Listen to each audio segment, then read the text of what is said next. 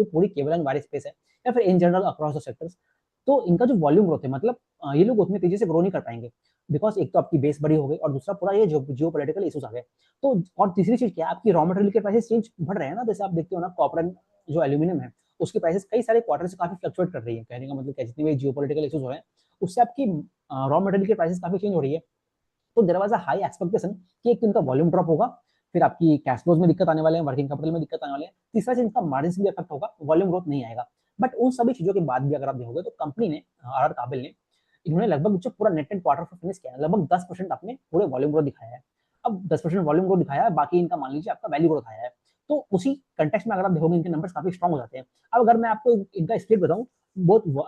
cables and wire space और cables और wire के केस में, तो आप ये देखेंगे कि जो इनका वायर वाला सेगमेंट है वो मान लीजिए आपका सिंगल डिजिट मतलब मिड सिंगल डिजिट, कहने का मतलब क्या 5 या 6% वॉल्यूम ग्रोथ किया है